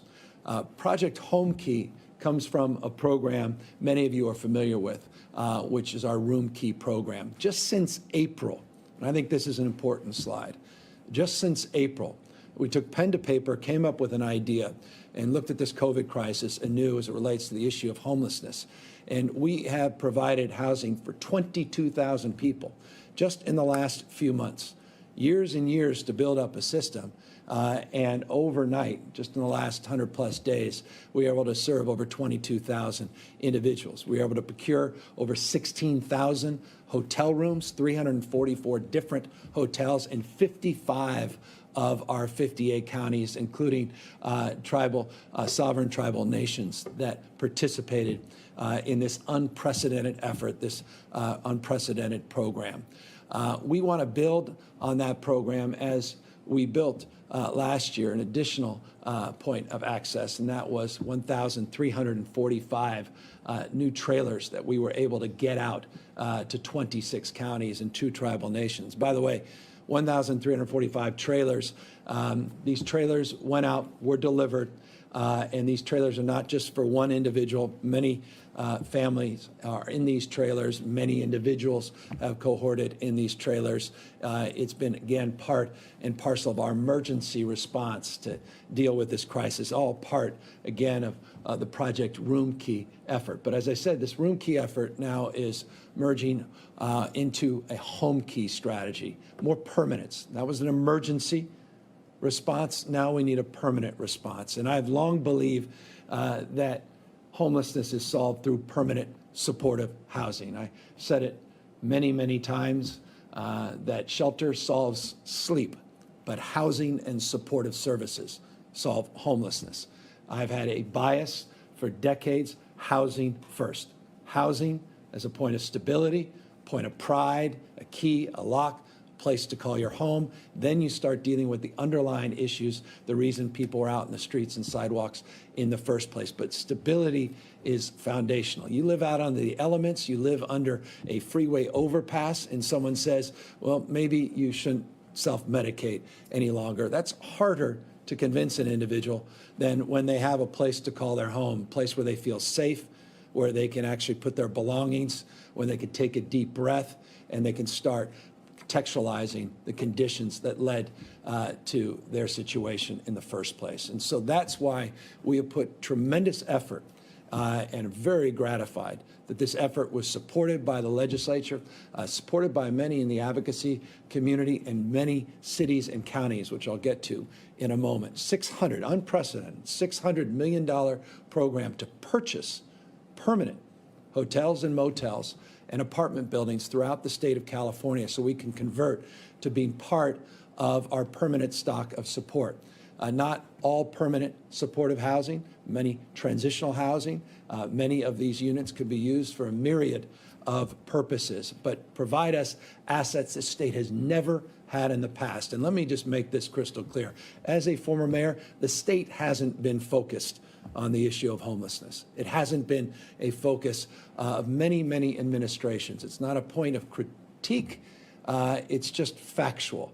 It has been focus of mayors primarily and county officials that have been burdened with this challenge. And we're trying to change that paradigm, build capacity, build partnership, recognizing that it is localism that's determinative, meaning local government has to drive, actually deliver, but the state is now providing more in the ways of support than we ever have. Again, we're just getting started. I recognize the conditions all throughout the state of California. They're unacceptable, and we're going to have to significantly do more, and particularly into the next year as we work our way out of COVID and deal with the economic challenges. It's self-evident that this has to be our top priority, and it is. So $600 million was set aside in the budget to purchase these hotels and motels. Here's the good news. 138 applications have already come in just in the last few weeks from 67 jurisdictions across this state. You can say, they say in marketing lexicon, they've oversubscribed the total amount that's been allocated, which is a wonderful problem to have, a challenge nonetheless. Now we're trying to be even more resourceful to see if we can find more resources in addition to the $600 million. These units must be acquired by the end of the year, so there's a date with, as we say, destiny, meaning this is not one of those open-ended things where you hear of an initiative, it never gets done, it's whittled away, the money is diluted. This is a different approach, focused, precise, measurable, real transparency, more important, accountability at the local level to acquire these units by the end of the calendar year. The good news is the applications have come in and the per unit cost is actually below the state's estimate. For landlords, don't get any ideas there in terms of your negotiating capacity. We're still going to negotiate down because of the bulk strategy here, this per unit cost. But the good news is these dollars are being stretched further than we had anticipated. So I just wanted to highlight all of that because it's incredibly important to me personally, professionally, in terms of my roles and responsibility here as your governor. And one of the really remarkable things that came out of all of the stress and the travails of COVID-19 with an innovative mindset on this issue, and that's manifest in this home key strategy and manifest in the new approach to, again, housing as an element of housing as the building block, housing as our foundational principle first, in order then to build the building blocks of self-sufficiency, which is ultimately what we are advancing. This is not a permanent mindset. We want people to move through these building blocks of opportunity onto self-sufficiency, but they need that stability.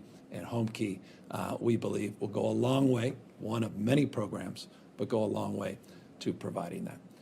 With regard to moving forward and going a long way together, we have been on this journey over the last 3+ weeks battling these historic wildfires. Yesterday was with the head of FEMA, head of many state agencies, the head of CAL FIRE, among others, that toured a number of other sites throughout Northern California that have been impacted directly by these wildfires.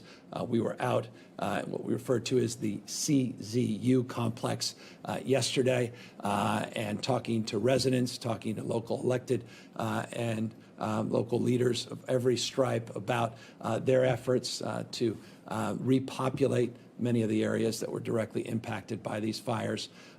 The issues of how these fires have impacted different parts of the state goes without saying, self-evidently, has impacted different parts of the state differently. We have currently now 14,900 firefighters that are currently deployed on the lines. That's down a little bit because we've seen some impact. We've seen some progress as it relates to getting our hands on top of the spread, these fires. We're battling over 900 fires across the state of California. That has grown by roughly 34 just overnight. Now 1.5 million acres have been burned since this pandemic. We've lost, tragically, 8 individuals and have had over 3,100 structures destroyed. And by the way, the 8 fatalities and the number of structures that we've identified as destroyed, that's currently observed. And there's no question that many more structures likely are at that list. And let's just pray we don't see any new fatalities. As it relates to some of the larger complexes, we refer to them. Remember, these primarily were lightning complex fires, many different fires in a geographic area, many of them coming together as one larger fire. The LNU complex, Lake Napa area in the state of California, Friday was 35% contained, 371,000 acres. You can see today real progress on containment, 76% contained. You can see in next slide the CZU fire, 26% contained. That's where we were yesterday. Some of the most majestic forests anywhere in the world, old growth redwoods going back 1,400 years. There's been real progress on that CZU fire, 26% containment, now close to 50% containment at 46%. The SCU fire, and this is the Santa Clara region, 35% containment. When I last presented these slides on Friday, and today you see containment now north of 70%, it's 72% containment. Additional fires that we have focused on, and as of note, the August fire, which is a larger grass fire, progress there, a little stubborn from Friday till today, but progress nonetheless, 20% containment. And the sheep fire, another one we had highlighted that had low containment last week, 30% on Friday. The sheep now over 70% contained. So these are some of the larger fires. The one remaining fire I wanted to highlight is a fire that may not be as large in scale and scope as the LNU or SCU, but is precious in terms of the impact on the resources. This is near some of the world's most majestic sequoias in Tulare County. Stubborn, again, 0% containment. Now we are at 1%, but nonetheless, 1% is progress, but you can see the number of acreage, 23,000 up to 42,000. We, again, are monitoring this one very, very closely. So that's it. Broad strokes update in terms of the wildfires in the state. Let me just update you quickly on the case numbers on COVID. In the last week, we've seen a reduction in the total number of cases, COVID-19 cases. 4,708 is our 7-day average. The new numbers came in yesterday, 4,255, and that's based upon over roughly 110,000 tests that came in. Over 110,000 tests, some 4,255 individuals were tested positive. We always look at the 14-day positivity rate. You can see this positivity rate now down to 5.1% in the state of California. Interestingly, and I think importantly, the 7-day, this is the 14-day positivity at 5.1%. The 7-day positivity is at 4.4% in the state. So 4.4% positivity in the state of California over the last 7 days, 5.1% over the last 14 days. You also can see the average number of daily tests is starting to go back up again. The impacts of those fires, as we make progress in the fires, we'll get those testing numbers back up, now getting close to an average of 110,000 over the last 7 days. Speaking of the last 14 days, we've seen a reduction in hospitalizations and ICUs, tracking roughly equivalently, 23% decline in hospitalizations over the last 2 weeks, 23% decline in the total number of ICU patients that we've admitted into our system over the last 14 days. So progress, ICUs, progress, hospitalizations, real progress. We are seeing in sort of stability with our positivity rate, both on the 14-day and on that 7-day. You can see the 7-day average down to 4,708 as we continue to get tests north of 100,000, averaging just shy of 110,000 tests. That's a good sign, but nonetheless, it is a stubborn sign. All of these slides, stubborn in terms of the ongoing reality and the importance with that reality to extend a reminder to each and every one of you of the power and potency of the decisions you've made to date that have helped us through this latest increase in cases, and that's wearing those masks, physically distancing, washing your hands, and minimizing mixing. And I know this has become rote to you, and every time you watch these presentations, I repeat this mantra over and over again, but let me do it in anticipation of this weekend, this 3-day weekend, the importance of this message, the importance this weekend of wearing the mask, the importance this weekend of trying to avoid and minimize outside of your household mixing with different households and cohorts of individuals, strangers, even friends and extended family that you haven't seen or been with. This is so foundational. We saw this a few months back. We started to see progress over extended period of time, and invariably people said, well, looks like we're out of the woods. Looks like we've tamed this transmission, and we can go back, even with modest modifications to the way things were. That absolutely, we must learn from that example. We must absolutely learn from that more recent historic example, and that's why it's more important than ever to be vigilant as we work through the next few months, work through this flu season, what we call this twindemic, the COVID-19 now meeting flu season, and work through this invariable second wave as we get to closer to these vaccines and the high-quality therapeutics that ultimately we will have. The question is, what impact will we make in terms of mitigating the spread? Until then, that impact is demonstrable by your example and by the potency and power of these simple 4 tasks. So thank you again for the time and your attention. And again, forgive us for being a little bit over the map today on evictions and homelessness, but I think they're profoundly connected, as they are equally profoundly important at this moment. Progress, again, profound progress on these wildfires, and I cannot express more my gratitude to all the CAL FIRE men and women and all the mutual aid from across not only the state but all across the country that's really done an extraordinary job at this historic moment with these historic wildfires in this state. With that, happy to ask any or answer any questions. Adam Beam, Associated Press. Governor, the state legislature has finished its work for the year. Lawmakers failed to pass some high-profile bills on housing and police reform and other issues, and in part because legislative leaders said they ran out of time in a virus-shortened session. Would you call the legislature into a special session this fall to address some of these issues and other issues related to the pandemic's impact, including broadband access for distance learning? Yeah, if necessary, I'm open to that. Working with legislative leaders, we've had many discussions over the course of the last number of months.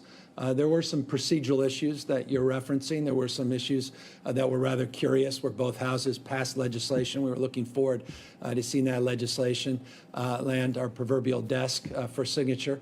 I'm always open to that, but that's based upon a specific criteria, specific agenda, and necessity as it relates to any of those ideas or any others that may, for procedural and or other reasons, fallen short because of COVID-19. Destin Gardner, SF Chronicle. Hi, thank you, Governor. Regarding the legislative session, several major housing bills failed, including SB 1120 related to duplexes that Pro Tem Atkins sponsored. Do you wish you had done more to increase urgency around these bills? Do you feel you could have done more in that sense? Well, we did a lot. We were highlighting them here in our news conferences. We were working very aggressively with legislative leaders. In fact, that bill passed both houses.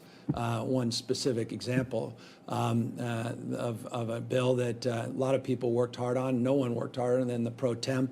Our offices were hand in glove in terms of those housing bills and those packages. So unfortunately, that was the case. That's what occurred.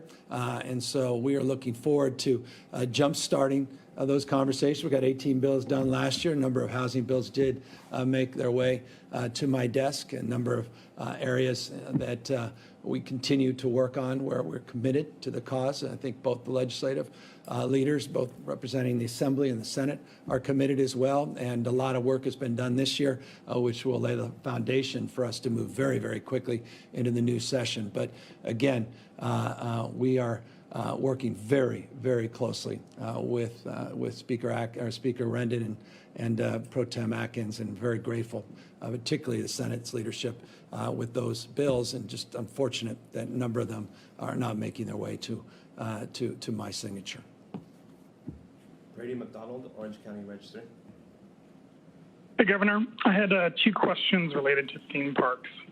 First, how do theme parks fit into the new 4-tier plan? Do you envision theme parks reopening with like outdoor operations first and then indoor capped at 25% or 50%? And then second, you mentioned that on Friday you were meeting in the amusement park space. I was wondering how that went and if any progress was made. Yeah, we're making a lot of progress in that space. The reason we set it aside, we bracketed it, and I appreciate you recognizing we made that. We noted that last week when we put out these new 4-tiered guidelines, is we still have work to do. All I can leave you with is progress is being made. We're still working on some details, and as soon as we are at a point where we can socialize, make public, we will. Patrick McGreevy, LA Times. Hello, Governor. Many residents say they're getting dozens of letters from the EDD regarding claims for unemployment benefits that they did not file in the names of people they do not know, and they're concerned that fraud may be involved. Have you been made aware of this issue? What's the EDD told you about what's going on, and to what extent are you concerned about fraud schemes that are targeting the state unemployment system during the pandemic? Yeah, we've talked about it on multiple occasions in the past. The answer is yes, we are concerned about fraud in this space. We talked, I think, a week or so ago, we talked about some specific instances.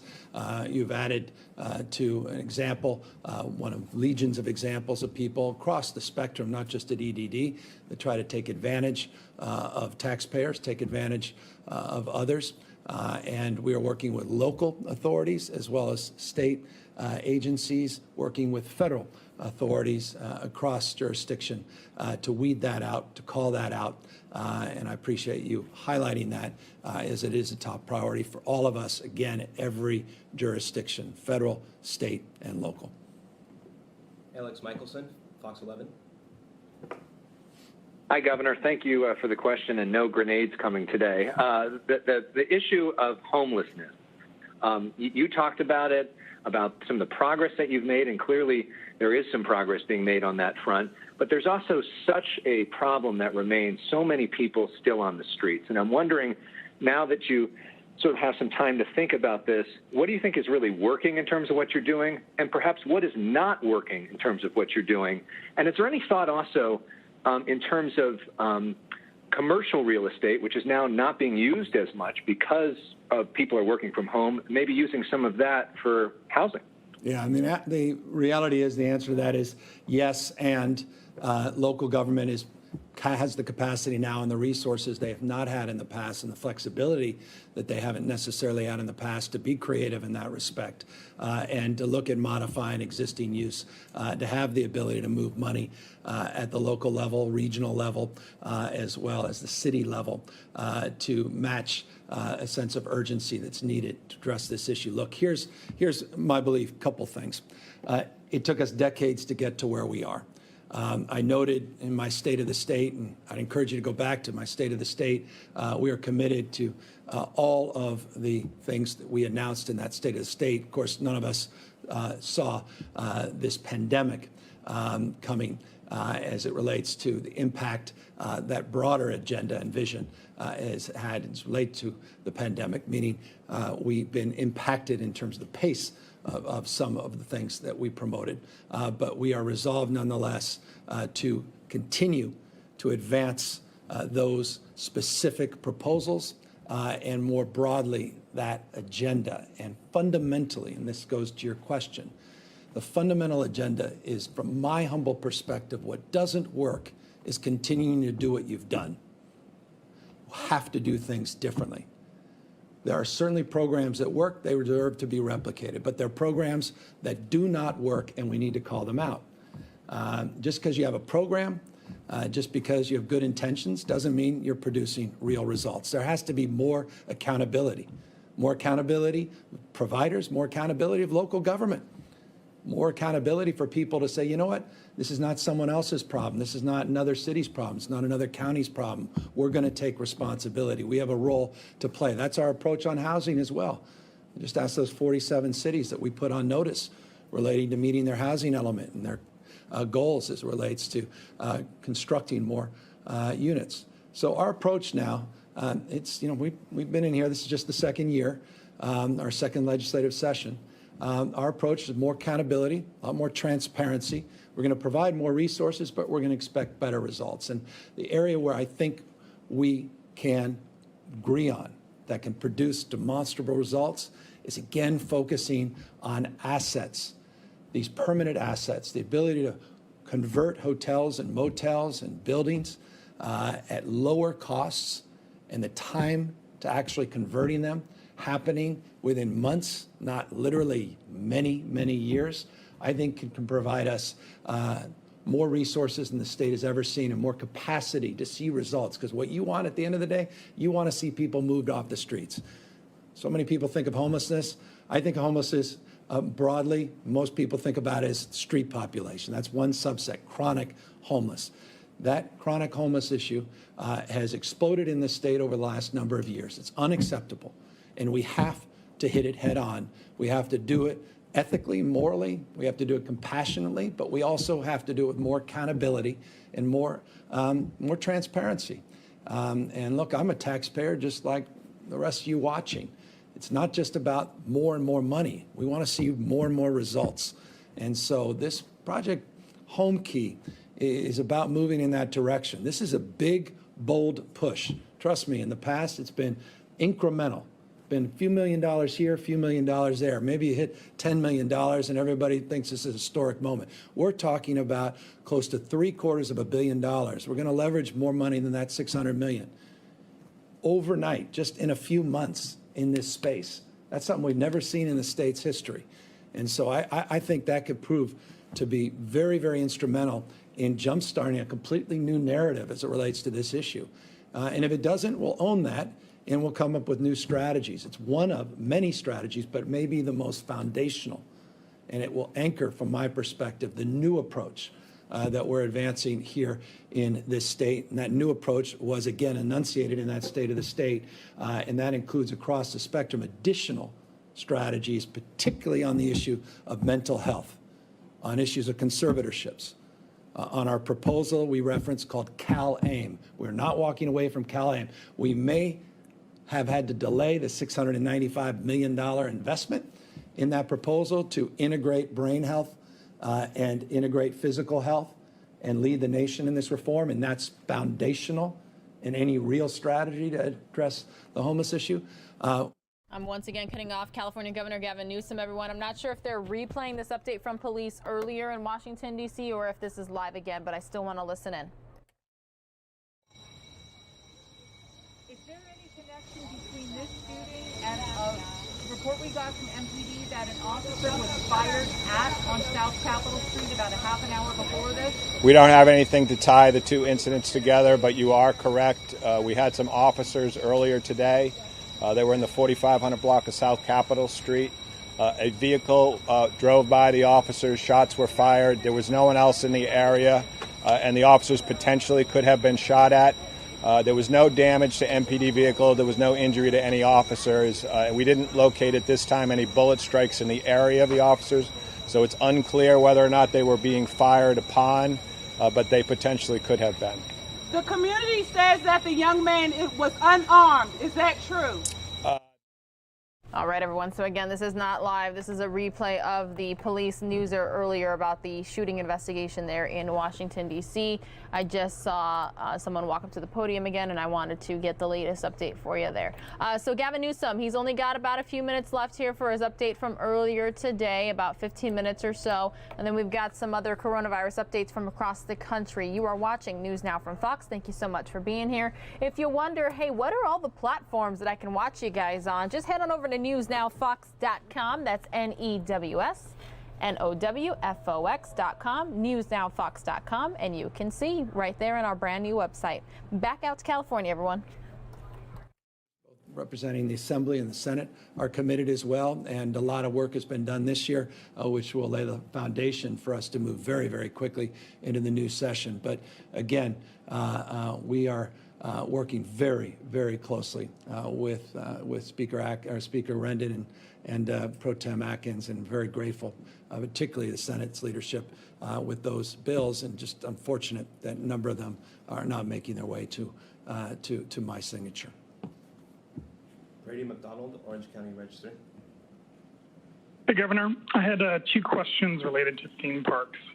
First, how do theme parks fit into the new four-tier plan? Do you envision theme parks reopening with like outdoor operations first and then indoor capped at 25% or 50%? And then second, you mentioned that on Friday you were meeting in an amusement park space. I was wondering how that went and if any progress was made. Yeah, we're making a lot of progress in that space. The reason we set it aside, we bracketed, and I appreciate you recognizing we made that.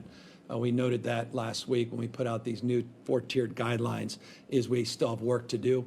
All I can leave you with is progress is being made. We're still working on some details, and as soon as we are at a point where we can socialize, make public, we will. Patrick McGreevy, LA Times.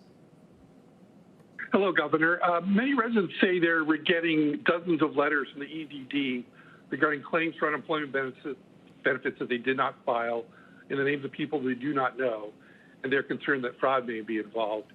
Have you been